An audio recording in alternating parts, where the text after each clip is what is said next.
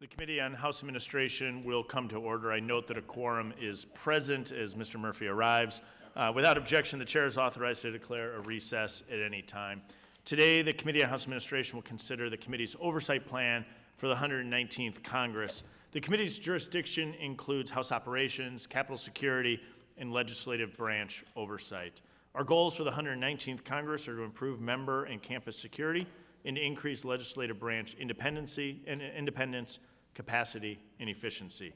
Our goals include cutting costs, eliminating burdensome regulations, and promoting American ingenuity across the legislative branch. We know this is an ambitious agenda, but the committee is ready to get to work and provide robust oversight of the legislative branch.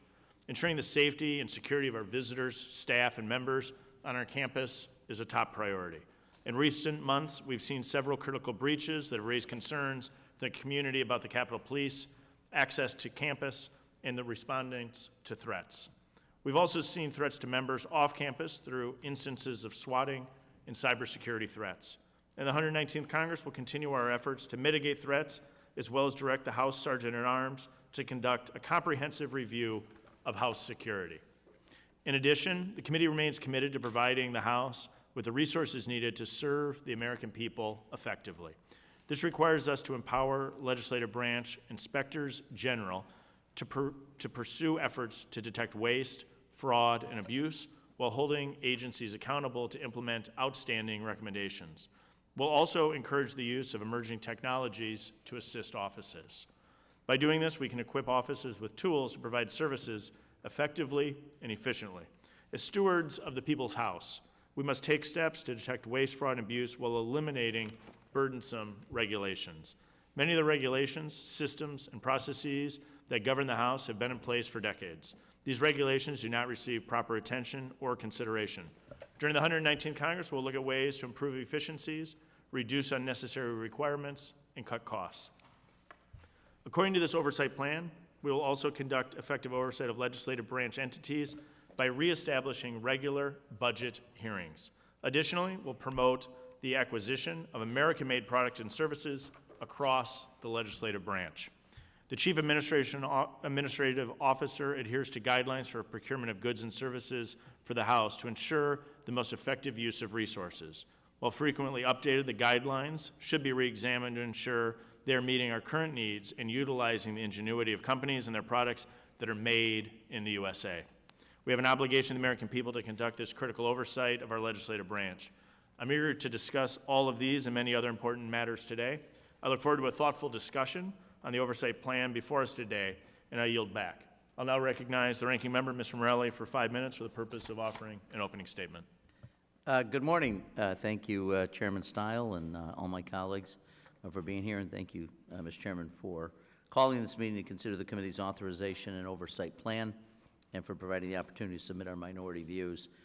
While we do have some major disagreements with one another, we likely agree on a great deal more, and I'm looking forward to continue to work in a productive, bipartisan manner to bolster and modernize the House so we can effectively assert the Article I authority vested in us by the Constitution.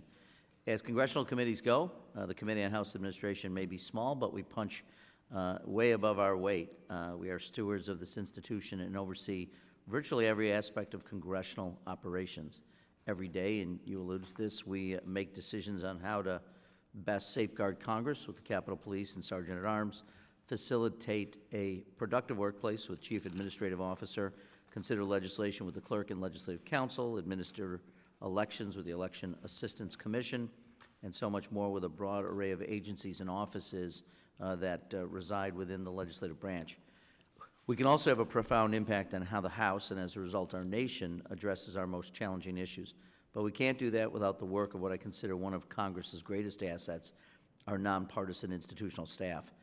In my 2 years as ranking member of this committee, I've had the good fortune of getting to know the institutional staff that includes Capitol Police officers, skilled crafts persons, cybersecurity experts, auditors, food service staff, tour guides, just to name a few. And I want to make sure these public servants who work so hard behind the scenes know that they are appreciated and valued here. The plan we're considering today serves as a roadmap to help us ensure these institutional staffers, along with all of us that make up the congressional community, are both put in a position to succeed and held to the standards befitting the United States Congress. So once again, I want to thank you, Mr. Chair, for allowing us to submit our minority views and for convening this meeting. And with that, I yield back. Gentleman yields back. I now call up Committee Resolution 119-9, the Oversight Authorization Plan for the 119th Congress. The clerk will please report the resolution. Resolution establishing the oversight. Without objection, the first reading of the resolution is dispensed with. Also without objection, the resolution shall be considered as read and open to amendment at any point.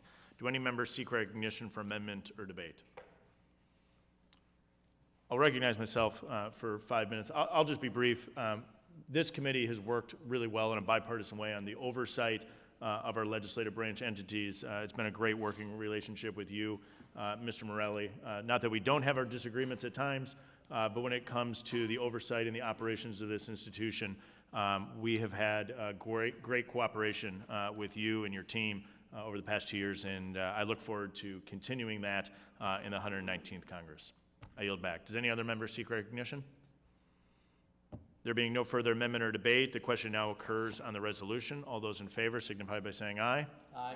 All those opposed, no. In the opinion of the chair, the ayes have it, and when the resolution is agreed to, without objection, a motion to reconsider is laid on the table. This concludes all the matters before the committee, unless any members have any further comments. Without objection, the staff is authorized to make necessary technical and conforming changes. If there's no further business, I want to thank the members for their participation. Without objection, the Committee on House Administration stands adjourned.